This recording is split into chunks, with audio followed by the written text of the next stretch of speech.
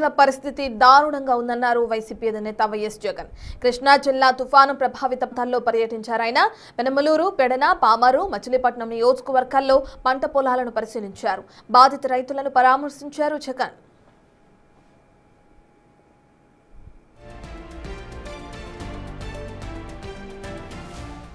మోంతా తుఫాన్ ప్రభావంతో 11 లక్షల ఎకరాల్లో వరి పంట, 4 లక్షల ఎకరాల్లో పత్తి, మొక్కజొన్న, అలాగే అరటి, బొప్పాయి పంటలకు నష్టం వాటిల్లిందన్నారు. ఇంత నష్టం జరిగినా పంట నష్టం అంచనా వేసేందుకు కేవలం ఒక్కరోజే గడువు ఇచ్చారన్నారు. అధికారులు క్షేత్రస్థాయిలో సరిగా తిరగలేదని ఆరోపించారు. గత ప్రభుత్వ హయాంలో ప్రతి రైతుకు భరోసా ఉండేదన్నారు వైసీపీ అధినేత జగన్.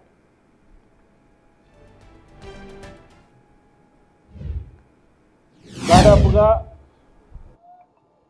ఈ 25 జిల్లాలలో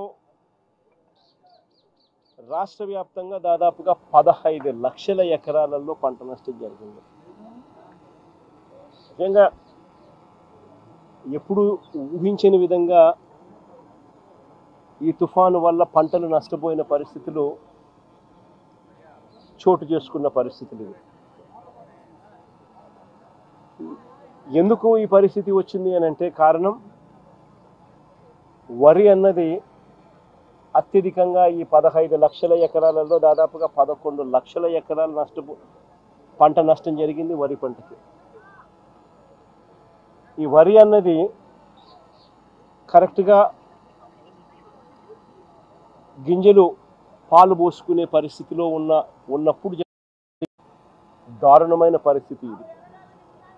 తీవ్రమైన గాలులు, ఆ గాలులతో పాటు వచ్చిన వర్షాలు. ఏ రైతుకైనా కూడా పెట్టుబడికి సహాయంగా 20,000 ఇస్తామన్నారు. అన్నదాత సుఖీభవ అని ఒక పేరు పెట్టారు. 2 ఏళ్ళకి కలిపి 40,000 ఇచ్చింది. ఎంత అని చూస్తే అరకొరగా 5,000 ఇచ్చారు. 5,000 ఇచ్చారు అంటే పూర్తిగా రైతును వెన్ను విడిచారు. 40,000 ఇవ్వాల్సిన చోట 5,000 ఇచ్చారు పెట్టుబడి సహాయం కింద. 2 ఏళ్ళకి కలిపి 20,000. ఇన్పుట్ సబ్సిడీ రూపాయి రాల. ఇన్ని కలామిటీస్ జరిగిన, ఇన్ని ఇబ్బందులు పడినా చివరికి ఉచిత పంటల బీమా ద్వారా రైతులకు ఉచితంగా ఇన్సూరెన్స్ అనేది వైఎస్ఆర్సీపీ ప్రభుత్వ హయాంలో ఏ రైతు ఇబ్బంది పడుకోకుండా, ఏ రైతుకు ఏ కష్టం వచ్చినా కూడా వెంటనే ఆ రైతుకు ఉచిత పంటల బీమా ద్వారా ఇన్సూరెన్స్ సొమ్ము వచ్చింది. అలాంటిది దాదాపుగా చెప్తా ఉన్నారు కథలు. 3.5 ఎకరాలు ఉంటే దాదాపుగా 70,000, 66,000 ఇన్సూరెన్స్ డబ్బులు గతంలో అందుకున్న పరిస్థితులు చెప్పుకుంటా ఉన్నారు, రైతులు గుర్తు చేసుకుంటా ఉన్నారు. అది కూడా ఈ పొద్దు రైతులకు రాకుండా పోయింది. చివరికి ఎరువు బ్లాక్లో రైతులు కొనుక్కోవాల్సిన అధ్వానమైన పరిస్థితులకి ఈరోజు రైతు వెళ్ళిపోయాడు. 263 రూపాయలకు దొరకాల్సిన ఎరువు యూరియా ఏకంగా 500 రూపాయలకు, 600 అన్నైతే 600 రూపాయలకు కూడా కొనుక్కున్నారు. అవసరాన్ని బట్టి బ్లాక్లో విచ్చలవిడిగా అమ్ముతా ఉన్నారు. పంట అమ్ముదాము అని చెప్పి చూస్తే ఇన్ని నష్టాలకు ఊర్చి రైతు కష్టపడి పంట పండిస్తే పంట అమ్మాలని చూస్తే ఆ పంట గిట్టుబాటు ధరలు రాని పరిస్థితి. ఎంఎస్పి చూస్తే 1750, రైతు చేతికి వస్తుంది ఎంత అంటే కేవలం 1350 రూపాయలు.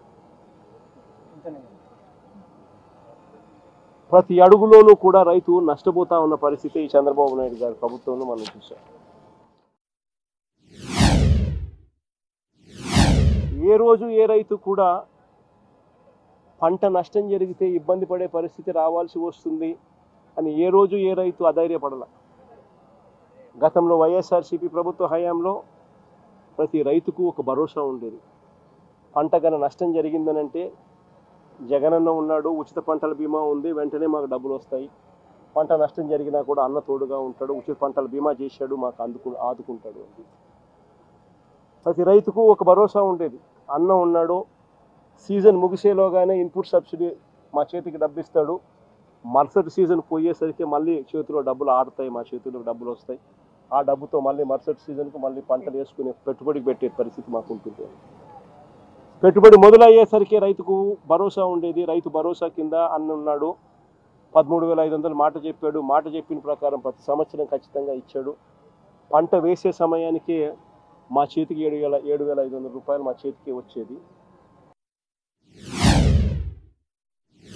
రైతుకు ఈ మాదిరిగా అగ్రికల్చర్ ఆఫీసర్లు డైరెక్ట్గా ఈ మాదిరిగా మెసేజ్లు పంపించడము, ఈ మాదిరిగా ఆర్బీకేల దగ్గర నుంచి అగ్రికల్చర్ ఆఫీసర్లతో రైతులకు చెప్పిస్తూ ఉన్నారు. ఏమని, మీరు గన ఈ పత్రాలు సమర్పించిన వారి పొలాలకు మాత్రమే పంట నష్టం జాబితా తయారు చేయబడును.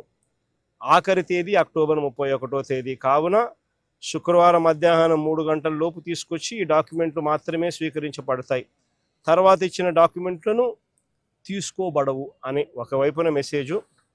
రెండో వైపున, దయచేసి రైతులందరూ గమనించగలరు, ఇప్పుడు పంట నష్టం చేయించిన రైతులకి తర్వాత ధాన్యం రైతు సేవా కేంద్రం కొనుగోలు చేయబడదు అని. అంటే ఈ ఇన్పుట్ సబ్సిడీ కానీ ఈ నష్టం జరిగిందని కానీ ఎవడైనా కూడా అడిగితే, రైతు అడిగితే వాళ్ళ ధాన్యం కొనుగోలు చేయరట తర్వాత. అంటే ఏం చెప్తా ఉన్నారు? ఎక్కడైనా కూడా ఏదైనా తుఫాన్ వచ్చినప్పుడు మనుషులకు మానవత్వం ఉండాలి.